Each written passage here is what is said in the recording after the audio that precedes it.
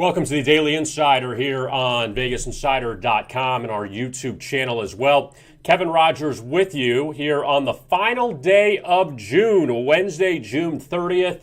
And a lot to go over. And the NBA Finals has not been this wide open in many years, as you have Game 6 tonight between the Suns and Clippers. You're guaranteed at least 6 games in the Eastern Conference Finals after we saw one star out last night and another star get hurt. So that Hawks-Bucks series now very much up in the air. And we'll talk about that in just a moment. Also, Stanley Cup final continues tonight between the Canadiens and the Lightning in Tampa. So a lot to discuss, as well as some Major League Baseball as well. First, I want to remind you about the Daily Insider contest, which we have every single day here on VegasInsider.com, and it is very easy to join. All you have to do is put your Vegas Insider user ID along with your best bet for the day, and you put that below in the comments section below this video. And if you win your a week's using on VegasInsider.com. Now, again, you're in the running for it. So if you win your best bet, doesn't necessarily mean that you win the prize, but you'll be in the running for it. Now, what can you pick? Pretty much anything. You do Major League Baseball, NBA, NHL, WNBA, the Euro 2020, when it resumes, you could do that. Well, obviously not today, you can't do Euro 2020, but for today's action. But it cannot be a live bet. It's got to be before the game starts. But it could be a side, it could be a total, it could be a player prop bet, it could be a first 5-inning bet in baseball, it can be a first half play in the NBA, a first quarter play in the NBA. That's up to you, all right? But you got to put it in the comments section below, and please put your user ID as well from Vegas Insider, your Vegas Insider user ID, so we can find you. Because if your YouTube ID is John Smith 1, and then you put you like the Suns below, we don't know who that is. So we need to have your Vegas Insider user ID to find you in the database. So if you win the prize, then it's easy to contact you. Now, if you do not have a Vegas Insider user ID, that's fine too. Go to the big yellow register button in the upper right-hand corner. Click on that. Free membership. Register now. Click on that. Create your user ID and password, email address, first and last name, phone number, and that way our marketing team can get in contact with you. And again, the prize is a week's worth of handicapper picks from one handicapper on VegasInsider.com. Now, let us look at the NBA from last night. And you know what? I mean, these playoffs, this is where a lot of people, I think that the NBA is kind of in a losing situation here. That, you know, in years past, the NBA finals were very predictable. You knew who was going to win. You knew the favorite was going to win. Very often, they would be the ones that would win. It just depended on how many games. And the issue is now people are complaining about it, that if you don't have a real champion this year. That if Milwaukee wins it, well, they beat a Brooklyn team that didn't have Kyrie Irving and James Harden wasn't healthy, and they would beat an Atlanta team where Trae Young is not healthy, and then whoever comes out of the West, something like that. And then if it's Phoenix, well, they didn't face Kawhi Leonard in the Western Conference Finals. It was only Paul George. And if they beat Milwaukee without Giannis, it's all these what if, all this stuff. But yet you're finally getting competitive games. You're getting competitive series. And you look at last night, understandably, okay, this game was a major dud between the Hawks and the Bucks. Now let's rewind to the beginning. Number one, that the Bucks closed as a 9-point favorite because the news came out about an hour before the game that Trae Young was not going to play. Now, I'm no doctor. I've said that before, and I'm saying it again.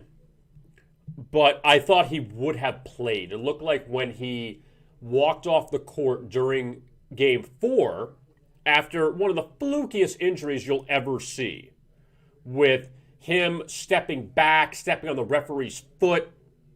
That, again, nobody's fault, just a fluke thing. You would have thought that maybe Trae Young would have played in Game 4, that the injury was not as severe as it came off to be, but it obviously was if he couldn't play. So he doesn't play. Milwaukee ends up closing as a 9-point favorite on Tuesday night. And you think Atlanta's completely dead in the water. But obviously it wasn't the case at all. So Atlanta jumps out to a huge lead in the first quarter. And Milwaukee actually kind of came back a little bit and cut it down to 3 at the end of the first. And then the second quarter was just ugly. Milwaukee scored 38 points in the first half. I took the under of that game before the Trae Young news came out. And that number dropped all the way to 215 as you see the closing number. That was let's take a look at where it was yesterday. All right. That number was at 221.5 when it opened. All right. And yesterday was the 29th. So it opened on Monday after the Sunday victory by Milwaukee. 221.5. Look at it, dropped to 220, 219.5, 218.5. And then when the news came out that Trae was not going to play, it was later in the evening, it got all the way down to 215. All right, and that's just one sports book I'm looking at, but for the most part, they all kind of followed suit. So that number dropped about 6 points when Trae Young, when he couldn't play. But Atlanta still put it together. Lou Williams played well in Trae Young's place, and the Bucks couldn't hit any shots. And it always goes back to that discussion of, is Milwaukee not interested because they're such a huge favorite and they know they can just beat Atlanta? They know they can beat Atlanta with Trae Young. If he's not in the lineup, this is just going to be a cakewalk, and we're going to win Game 4. We're going to go back to Milwaukee, win Game 5, and the series is going to be over with. But apparently, for whatever reason, Milwaukee just didn't show up. And I'm not taking credit away from Atlanta. I don't want to do that because the Hawks played well last night. The Hawks did what they had to do, and they end up pretty much going wire to wire beating Milwaukee.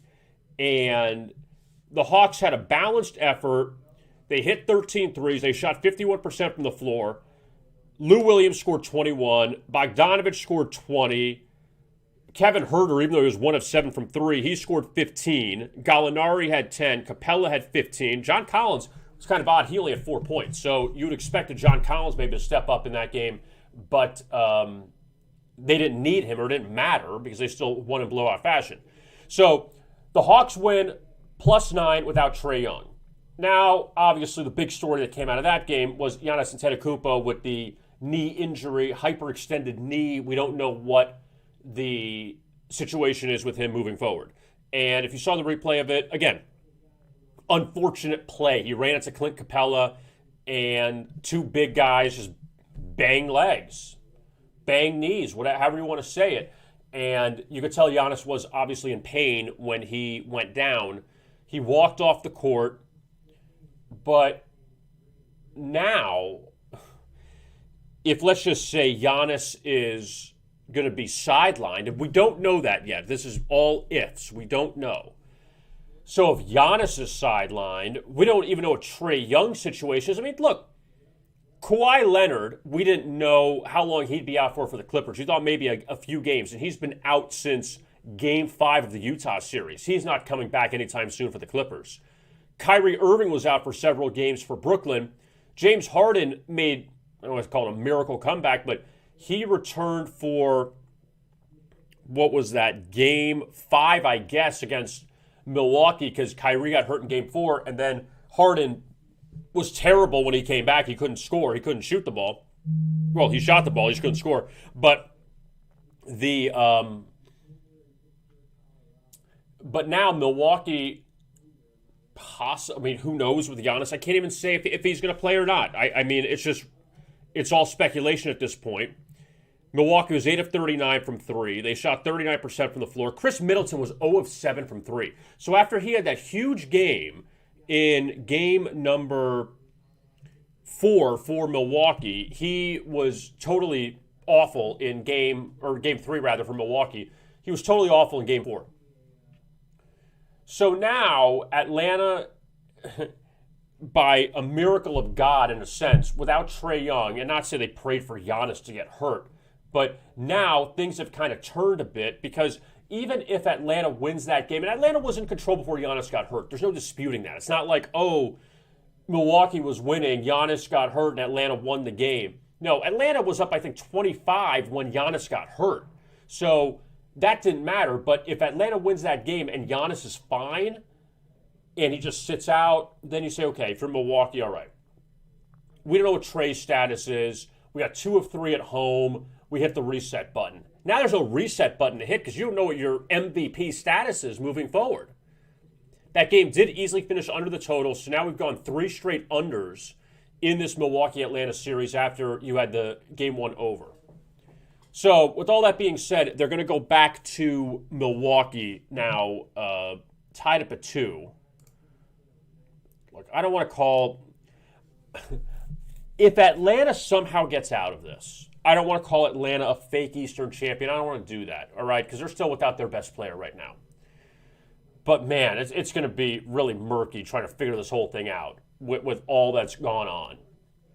Because a lot of people, including myself, thought with the Atlanta Hawks, better than New York. You surprise Philadelphia, the top seed in the second round, and now you get Milwaukee, who, all right, this is where it ends. You lose to Milwaukee. It was a great season. Nate McMillan did a great job taking over as head coach, but who knows if the Hawks will return here again. I mean, the Hawks are 2 wins away from the finals. Like, think about that. If they were to beat Milwaukee and to beat Philadelphia, I mean, that's an ultra impressive job by the Hawks. But still, a few games to go. We still don't know what Giannis' condition is. All right. Let's look at the West now. Phoenix and the Clippers. And Phoenix, a 1-point favorite some spots, pick 'em some spots. Clippers, a 1-point favorite at some spots, so it's all over the board, but basically like a pick 'em for this game tonight. And I think Phoenix comes out of this with the win tonight. LA shot 55% in game 5 from the field. Paul George scored 41 points for the Clippers. You were able to get 3 very good games from Marcus Morris, Reggie Jackson, and DeMarcus Cousins. They combined for 60 points in game 5. And unfortunately for Phoenix, you didn't get the contributions you needed from those other players. And Phoenix now going to Staples Center tonight and basically a pick 'em spot. They lost game 3. They won game 4 in ugly fashion. The Suns have lost back-to-back games in the playoffs only once. That came in round 1 against the Lakers, games 2 and 3. And look, that's another argument too. Everyone talks about, well, Atlanta, if they beat Milwaukee without Giannis, Milwaukee, they beat Brooklyn without all these guys. And people will go back to the Phoenix Suns and say, well, you beat the Lakers without Anthony Davis for the last few games. If Anthony Davis suits up for the Lakers, maybe LA beats Phoenix in the first round. The Suns don't even get as far as they do. It's just going to be that way. I mean, honestly, is it fair to say the most legit team or the most legit story would be the LA Clippers if they made it to the finals? They did it without Kawhi Leonard? That's got to be the best story of all of them. To go through Utah, 2 wins without Kawhi, and already they've beaten the Suns twice, that if you're able to somehow knock out Phoenix and get to the finals, I think that's a tremendous job by Tyronn Lue. They found a way to beat Phoenix. And Phoenix was red hot going into this series. But I still think that the Suns, that they do it here because I don't trust the other guys in the Clippers. Paul George is going to get his points. Even Reggie Jackson, we can say, will get his points tonight. But I don't know what DeMarcus Cousins, how much of a contributor he'll be. He played well in Game 5. Marcus Morris played well on the LA Clippers, where with Phoenix, look, I can't say this enough. I feel like it's a broken record every day when I say this, but I'll say it again. Devin Booker will get his points for Phoenix. Chris Paul will score what he needs to score for Phoenix. Paul George will score what he'll score for LA. It's Cameron Payne, Mikal Bridges, Cameron Johnson. It's those other guys. Saric. If those guys step up, the Suns will win. But if you have big games from Marcus Morris, Nicholas Batum, I don't know if Rajon Rondo can score 8 or 10 points off the bench, but even Terrence Mann, he had that one big blow-up game against Utah. He hasn't really done much since. Those are the guys that are going to carry you. That there's no surprise with these last 4 teams left that Trae Young, Giannis Antetokounmpo, Devin Booker, and Paul George are going to score. Like that's not news. It's about the other guys and who's going to step up. Like Atlanta had their shooters hit shots. They got a chance. And that's really what it comes down to with this game tonight with Phoenix and LA. That you cancel out Devin Booker and Paul George. Where's the rest of the scoring coming from? And whoever does that wins the game. Did I give you a winner? No, but I'm telling you what the secret is. That's what it is. That these teams have gotten to a point where Devin Booker's not scoring 10 points unless he gets hurt. Same thing with Paul George. Like Paul George's not going to go 3 of 20. Paul George will get his points. But it's just everyone else and what they're going to do. And that's why the Clippers were able to win Game 5, because they had 3 other guys score 60 points. Plus the 41 by Paul George. So that's the NBA. You get Suns Clippers, could be over tonight. LA wins. You go Game 7 in Phoenix Friday. Atlanta Milwaukee, is guaranteed to go back to Atlanta Thursday for Game 6. That is a guarantee. July basketball, just like we thought. Never seen July basketball, have we? Because last year, in the bubble last year was like July 30th or so was when they returned. So I guess last year, like at the end. But Atlanta, Milwaukee guaranteed 2 more games. And once you find out Giannis's situation, then you're going to, it's going to be a little more clear and see where that line goes. Like, don't do anything now because you're going to trust Milwaukee without Giannis. There's 3 things are going to happen. There's one of 3 things that are going to happen for Game 5. I know I'm totally breaking this news, but just think about this for a second. Trae and Giannis play. Trae plays, Giannis is out. Giannis plays, Trae is out. Those are 3 things. And if you want to jump on Milwaukee thinking, all right, it's not that bad with Giannis, let me get a -3 at home, okay. If you want to jump on Atlanta thinking that maybe that line dips down more if Giannis doesn't play and Trae comes back, I don't know. Can you really think this is a pick-em? If things change where Trae comes back and Giannis is out, I'd say wait. I would say wait on it. Don't jump on this because then you're going to get a bad number if you're wrong. All right, NHL tonight. You got Game 2 of the Stanley Cup final between the Lightning and the Canadiens. And Tampa Bay, obviously a heavy favorite again. They won the opener 5-1 over Montreal. And that was a 2-1 game going to the third. Lightning got 3 in the third to win 5-1. So now, do you trust Tampa Bay? Well, okay, let me rephrase that. I know you trust Tampa Bay. Do you trust Montreal to come back and even up this series going back to the Bell Center? Montreal did lose Game 1 to Vegas in the last round, and they ended up winning that series. So losing Game 1 is not the end of the world for Montreal.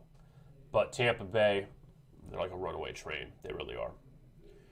Let's take a look at Major League Baseball. And we have 1 game starting in an hour, and then you got a few more afternoon games. Let's begin with Arizona and St. Louis. All right, these 2 teams who have been a bit of I mean, who've been a disaster recently, but at least St. Louis is playing a little bit better, which is good for them. That the Cardinals, hey, look, when you're struggling, if you're going to play a bad team to help your record, so be it. The problem with the Cardinals is they lost 2 to Detroit. They lost 3 or 4 to Pittsburgh. So you're not helping yourself when you're losing these games to those kind of teams. But then they played Arizona, or they're still playing the Diamondbacks at home, and they won 7-1 and 3-2. So at least the Cardinals are coming back to life a little bit over the last few days, and they've won 3 of 4. So that's a positive. Game stayed under the total last night, and you finally got a good pitching performance from Carlos Martinez, who I think was 0-5. The Cardinals were 0-5 in his previous 5 starts, but he went 6 innings, struck out 6, and St. Louis did enough to hold on. And Arizona, for as bad as they've been on the road now, 10-35. You're the Cardinals. You want to be a wild card team? I don't know about a division winner, but at least a wild card team. You can't be losing to this Arizona Diamondbacks team. You can't be doing it. So today, it's Riley Smith and Kwang Hyun Kim. And for Kim, I really liked him last year. He did a good job his first year on the mound. He had a 1.62 ERA in 7 starts. This year, ERA near 4, and in 12 starts, he's 1-5. And the problem is he really isn't going as far in a lot of these starts. When you look at the numbers, it's pretty much 5 innings or less. But he was a guy that really was a good story last year. He faced Arizona back in late May at Chase Field, lost 9-2, 4 earned runs in 5 innings of work. And his last start against Pittsburgh, he was laying 170, picked up a no decision, gave up 4 earned runs in 4 1/3 innings. So now you're getting him as nearly over a $2 favorite this afternoon, if you want to trust that. Riley Smith goes for Arizona today, and again, pick your poison. You want to trust Arizona. Kim has struggled. When you look at Riley Smith's numbers, he hasn't made a start in a while. 5.71 ERA. The Diamondbacks are all beat up in their rotation. I mean, that's just a tough game to handicap, honestly. Arizona loses today. They'll be at 60 losses before the end of July. All right, Cubs and Brewers. Milwaukee won last night 2-1. They had 2 hits in that game. But Brandon Woodruff continues to pitch well against Chicago. Beat him again last night. No Anthony Rizzo, no Chris Bryant for the Cubs. And I don't think Rizzo's coming back today. Bryant's a question mark.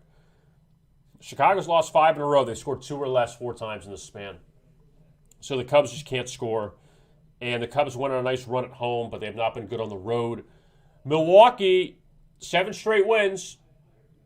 7 consecutive victories for the Brewers. 9 of 10 they've won. And Aaron Ashby goes for the Brewers today, and he is making his major league debut. So we'll see how he fares against a Cy Young winner in Jake Arrieta. 5.32 ERA. Arrieta winless in 5 of his past 6 starts. And the only game that he won, he was a plus 230 dog at San Diego. And Ashby laying 150 in his major league debut. So we'll see how that one turns out for him. But Arrieta 6-3 to the under his last 9 starts. Again, Cubs missing some of their big weapons offensively. They can't score anyway, so you wonder if the under is just a look there in Milwaukee. Pittsburgh and Colorado, and the Rockies have shut out the Pirates twice so far in this series. German Marquez had a no-hitter going with a few outs to go, in fact, and the Pirates got a hit to break it up, but Colorado still won 8-0. So back-to-back unders. Well, you get unders normally, too, when one team doesn't score. But Pittsburgh, after a really good weekend at St. Louis, they can't do anything at Colorado, which is so odd because you'd think, oh, you blow up at Coors Field, but that's not the case. And Colorado now 27-16 at home. John Gray and Chad Kuhl on the mound. And Kuhl has actually been pretty good for the Pirates of late, even though his ERA is above 5. 6 innings, an earned run, allowed in each of his last 2 starts against Cleveland and St. Louis, both wins, and the Pirates scored 19 runs in those 2 games. So at least Kuhl is on the positive side here and pitching a little bit better. John Gray goes for Colorado, and Gray made his first start in about 3 weeks, his last time out against Milwaukee, a 5-4 defeat. Picked up a no decision, but had 10 strikeouts in 5 innings of that game. And that's a tough one to lose because Colorado was up 4-0 in that game. Brewers came back, tied it, got 2 in the 9th, and then won an extra inning. So that's a tough game to not pick up a win. But we'll see how John Gray fares today in the series finale as a heavy favorite. Tonight's action inside the National League, the Marlins and the Phillies meet up at Citizens Bank Park. Marlins lost last night. The opener's a short favorite with Trevor Rogers on the mound.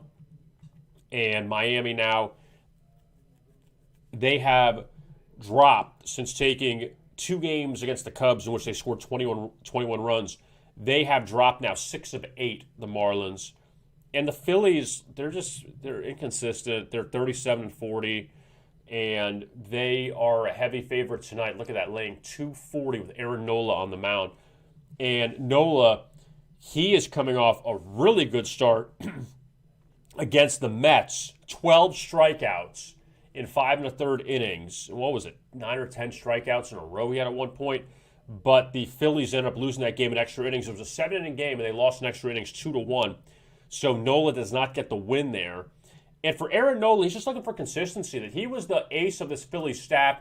I think Zach Wheeler has passed him for it. Nola's still a quality pitcher, but he's not the best pitcher on the Phillies staff this year. It's Zach Wheeler. And for Nola, he gave up an earned run in 6 innings against the Marlins when he faced them last time in Miami as a 165 favorite. So now he's laying over 200 at home.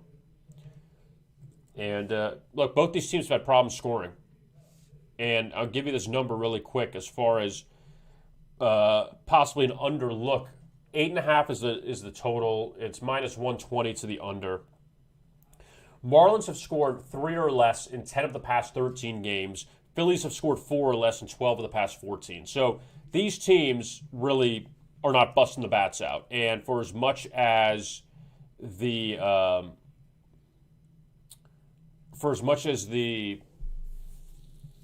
Marlins have struggled, the Phillies have struggled, all the bats that the Phillies have in their lineup, they can't hit consistently. They're just not doing it. So we'll see if that continues with Aaron Nola on the mound tonight.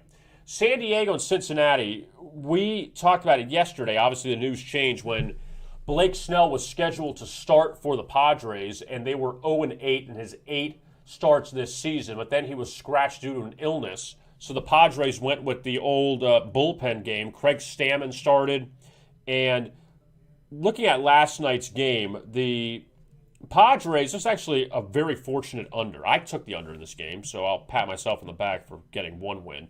But San Diego won 5-4 over Cincinnati. This game was 5-4 at the end of 5. No runs scored in the final 4 innings. And that was a 10.5 total. So you still needed 2. But 5-4, there were a couple situations with runners on base where the teams couldn't bring them in on both sides. But looking at how many pitchers were used in this game last night, 8 pitchers used by the Padres and 8 pitchers used by the Reds. And for Cincinnati, their bullpen actually did a pretty good job because the last 6 pitchers did not allow a run. And in fact, the last 6 pitchers allowed a total of 4 hits in the final 5+ innings. So that's a nice job by the Reds to keep the Padres off the board. But San Diego now 5-0 against Cincinnati this season. And they've won 9 of 10. The Reds, up and down. They have gone win-loss in the last 6 games. So you think, okay, are they due for a win today by that small sample size? Joe Musgrove, he takes them out for the Padres tonight, 2.22 ERA, and he tossed 7 scoreless innings against the Reds in that back-and-forth opening game at Petco Park a few weeks ago where the Padres were up 2-0. Reds got 4 in the top of the 9th, and then Padres got 4 in the bottom of the 9th to win it. So Musgrove was in control of that game, and the the Padres ended up, the bullpen got him off. Well, they kind of screwed him where he didn't get the win, but the Padres won the game anyway. So he's hit the over in his last 2 starts on the road, though, for Musgrove of late. They have lost his last 2, so just put that one out there, including one as a favorite against the Mets. And for Cincinnati, it's Vladimir Gutierrez, who has been a pretty nice find for the Reds in their rotation of late. He had 4 really good starts to start his career, then gave up 5 runs against the Padres, so they've seen him already, but he's also seen them. And then allowed 3 earned runs and a 3-2 loss to the Braves his last time out. So he's winless his last 2 starts. But again, it goes back to, will he pitch better this time around against the Padres after seeing them? And also San Diego, they've been dreadful offensively on the road, but they finally busted out a bit with 5 runs last night. The Mets and the Braves, that's the final National League game of the night, because you had Giants-Dodgers wrapped up their little series, and LA beat San Francisco last night. The Mets, that's a good job by them. They were down 3-0 to the Braves last night. Charlie Morton was shutting them down, but then the Mets came back with 4 runs in the 7th inning to beat the Braves 4-3. And Charlie Morton, he does not get the loss, but he was charged with the 3 runs, and he had another really good outing. And unfortunately for him, the Braves could not finish off the Mets. So New York gets the road win, snaps a mini 2-game skid, and now they turn to David Peterson opposite Max Fried. And for Peterson, 2-5 record, ERA nearly at 5.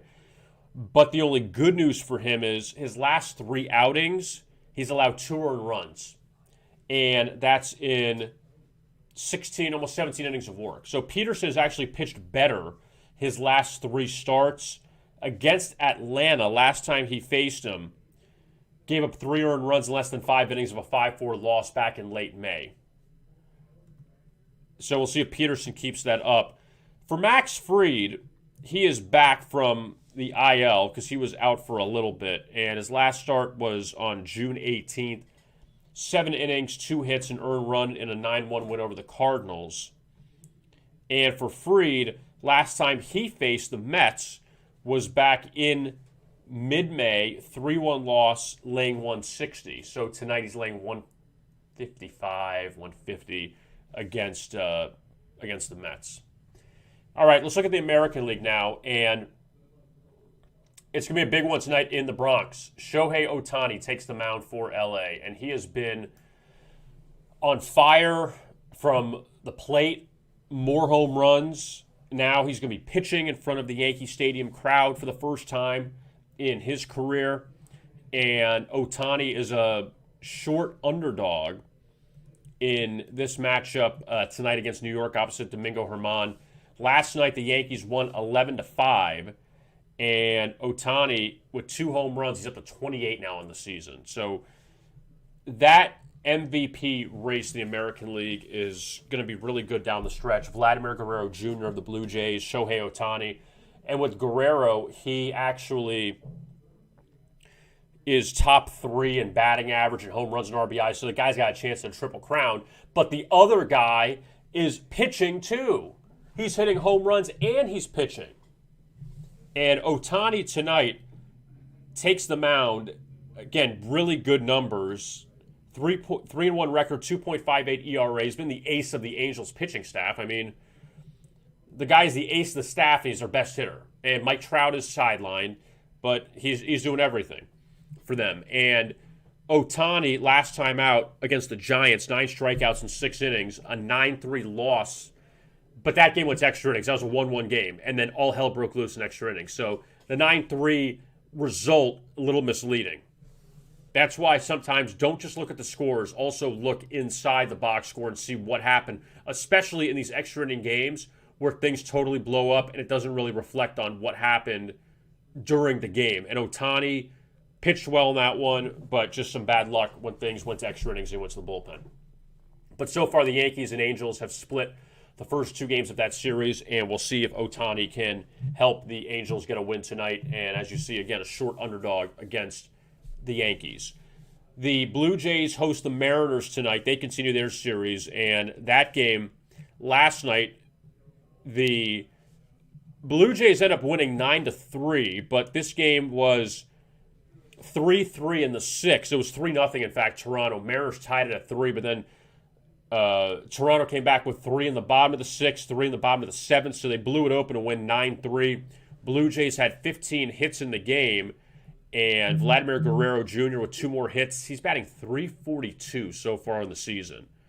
And Bo Bichette had the big 3-run homer for the Blue Jays in that game last night. But the Blue Jays, though, right now, they have won 8 of 9. They played very well. And look, they beat Baltimore 5 times in this span. They beat the Marlins twice, and they just beat Seattle, who's above 500. I mean, the Mariners, it feels like a misleading record with them, but they're still above 500. But I talked about this with St. Louis before. You're Toronto, and you're in this division with Tampa Bay, with the Red Sox, with the Yankees. You got to rack up as many wins as possible. I don't care who you play. You know, if you're playing Baltimore, if you're playing Kansas City or Detroit or Texas, you got to win these games. And that's what they're doing. So that's good. That's a good job by the Blue Jays there. And what's interesting about Toronto is they're 17-17 at home. And again, they played in 2 home parks this year, in Dunedin, Florida for the first 2 months, then now in Buffalo for the remainder of the season. Who knows when they're going to go back to Toronto full time. But it's a good job for a young team that, again, really has no home. And they've been stuck in Buffalo for pretty much the last 2 years. Detroit and Cleveland, they play a doubleheader today in Cleveland after they got rained out last night. But you also have, let's scroll down here, because one of the games, you have a 7.5 total, the other's an 8.5 total. Jose Urena and Cal Quantrill go in the first game today. Let me just double check on that one to make sure that's the right. Urena and Quantrill in the first game, 7.5 total. And the second game is Peralta and Allen. But the first game, 7.5 total. Second game, 8.5 total on the 7-inning game. So you don't normally get the 8.5 total on a 7-inning game. So Cleveland, they have had their way with Detroit. And the Indians, 9 above 500. They beat the Tigers in the opener of this series. And Detroit comes in at 34-45. The Royals, I don't know if they can hold any of these leads against the Red Sox. I mean, they were up 2 nights ago 5-1. End up losing 6-5. And then last night, the Royals were leading the Red Sox once again. They lose 7-6. And they were up in that game 4-3. It was back and forth. It wasn't really as big of a margin as it was 2 nights ago. But the Royals are scoring some runs. The problem is their pitching isn't doing anything. Brad Keller, 5 innings, 10 hits, 5 walks, no strikeouts. That's an accomplishment all in itself. But the Royals now have lost 7 straight. Man, this team finds ways to have these long losing streaks. They've had a 7-game skid now, 11-game skid earlier, and they're only 12 below 500. But Boston at 49-31, so Alex Cora, he's back, and the Red Sox are back. They've won 5 straight so far in this homestand. It's Martin Perez and Mike Minor on the mound. And Minor had a rough outing his last time out at Texas against his former team, 9 earned runs in 5 innings. But before that, he did defeat the Red Sox in Kansas City, 7-3, 6 2/3, 2 earned runs. And the one thing I've noticed with Mike Minor's numbers this season is when he's coming off a bad performance, for the most part, he bounces back. After he's allowed 4 runs or more so far this season, the Royals are 4-2. Let me just double check that number. 1-2, 2-1, 3-1, 3-2, 4-2, 5-2. Excuse me. The Royals are 5-2, and Mike Minor 7 starts this season after he's allowed 4 runs. You got to kind of catch him on the starts after a bad start. And one of the losses he had after a bad start came to 2-1 defeat to the Tampa Bay Rays. So Minor could be worth a look if you really, really, really have a lot of faith in Kansas City tonight after they blown the last few games in Boston. But he's actually done a good job of bouncing back. And then on the flip side with Mike Minor, you got to find the games in which he is not going to perform well. So that's the other thing too. That after he has a good start, then maybe go against him. So that's been the MO. And some of these pitchers have that, where they pitch really well, and then they don't pitch well, then they pitch well, and so on and so forth.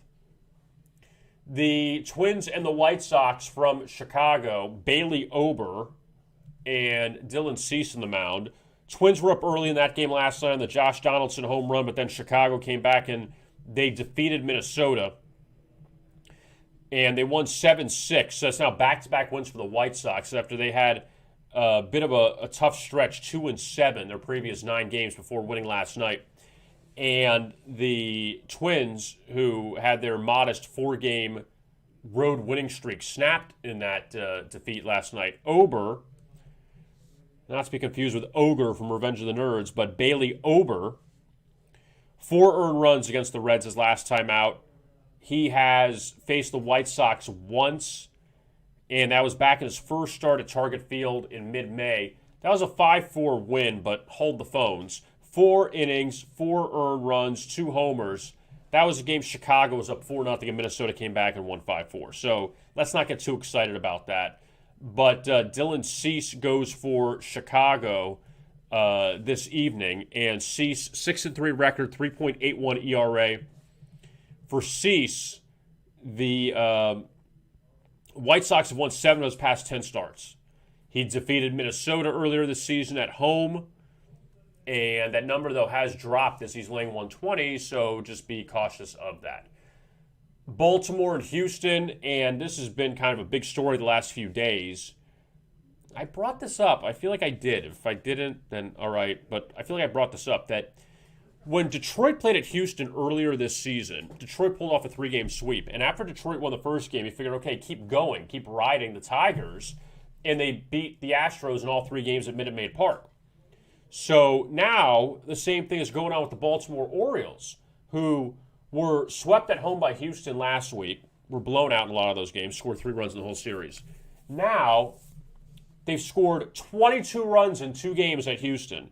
They won 9-7 in the opener, 13-3 last night. They put up 9 runs in the final 2 innings. So listen to this. If you had the under last night, it was 9. This game was 3-3 going to the 7th. So you still got a shot if you have the under.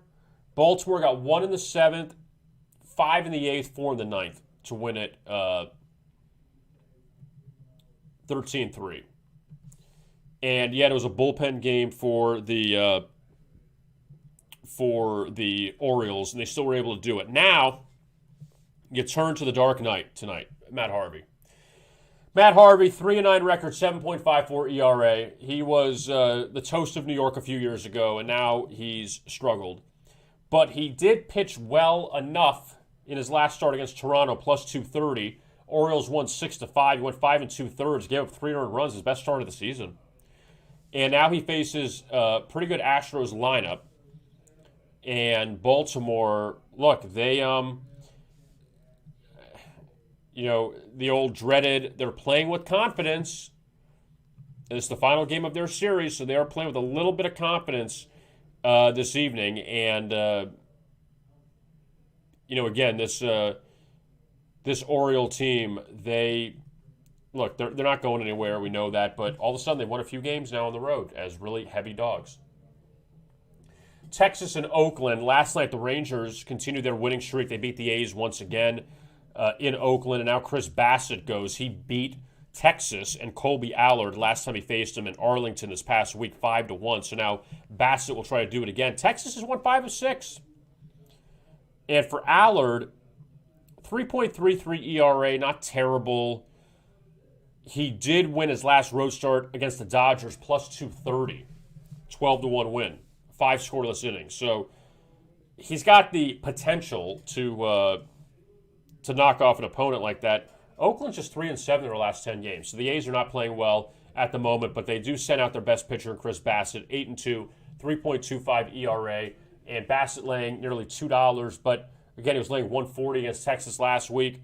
Do you ride the Rangers and hope they get another victory is the big question. Final game of the Major League Baseball slate, Tampa Bay and Washington. Drew Rasmussen and John Lester on the mound, and Tampa Bay won last night 4-3. Game stayed under the total of 9, and Washington actually got a few runs early in that game, and you figured if you had the under that it was a little bit in jeopardy. 4-0 after 2, but Washington scored in the final 6 innings. But you know what they did get? Another leadoff homer from Kyle Schwarber. He's got 25 homers in the season, which is still one of the best stories of the year. The Cubs did not give him the money he wanted.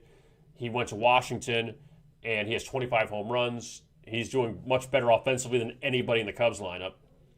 And his former teammate John Lester in Washington for the first time in his career, or for this season. And Lester takes the mound tonight, ERA of nearly 5, 1-3 record. Last time out, got tagged by the Marlins, 7 earned runs in 2 1/3 innings in an 11-2 loss to Miami. And now he faces Tampa Bay, who actually, 3 2/3 gave up a run last time he faced him. 3-1 loss at Tropicana Field back in early June. But for Lester, the Nationals 3-1 his last 5 starts at home. So the Nationals, though, a short dog tonight, or this afternoon rather, against the Tampa Bay Rays.